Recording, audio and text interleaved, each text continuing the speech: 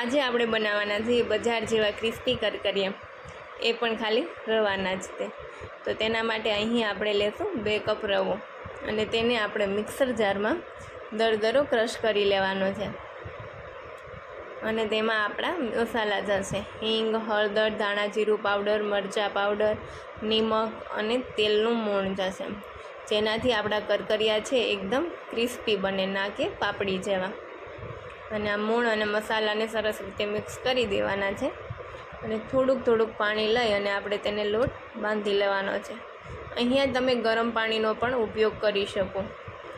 આ રીતે આપણે સરસ રીતે તે લોટ બાંધી લેવાનો છે અને તેલવાળા હાથ કરી અને તેને ગ્રીસ કરી અને 10 મિનિટ માટે આપણે રેસ્ટ આપવાનો છે, જેનાથી એકદમ આપણો લોટ છે એ સોફ્ટ થઈ જાય. પછી આ રીતે આપણે તે બધી નાની પૂરી એ લોટની વણી લેવાની છે. આ રીતે બધી રોટલી વણાઈ જાય પછી તમે તેને કોઈ પણ પ્રકારનો શેપ આપી શકો.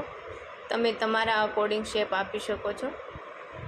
મેં અહીં ટ્રેંગલ શેપ આપેલો છે.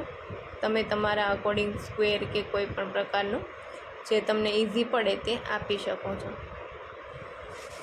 અહીં આપણે કોઈ પણ વધારાના મસાલા યુઝ નથી કરેલા, તો પણ આપણા છે આ કરકરિયા છે એકદમ ક્રિસ્પી, સરસ, ખાવામાં પણ ટેસ્ટી બનશે અને તેને તમે 1 મહિના સુધી સ્ટોર પણ કરી શકશો.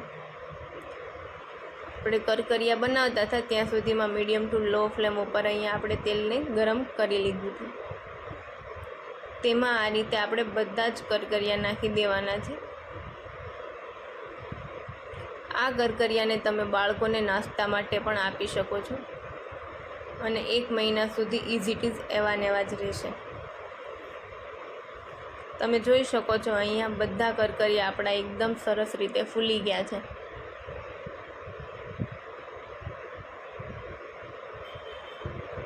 લાઇટ બ્રાઉન થઈ જાય ત્યાં સુધી આપણે તેને રાખવાના છે.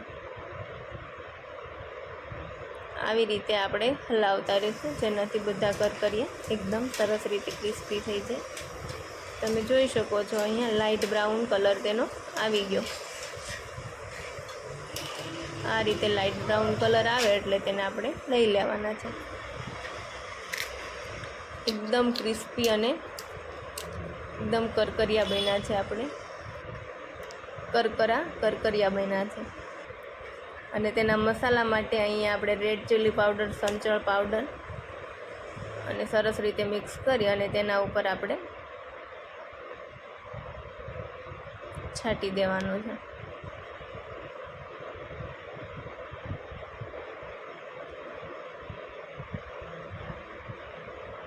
તમને આ મારી રેસીપી કેવી લાગી તે જરૂરથી કમેન્ટ કરજો અને મારી ચેનલને સબસ્ક્રાઈબ કરજો.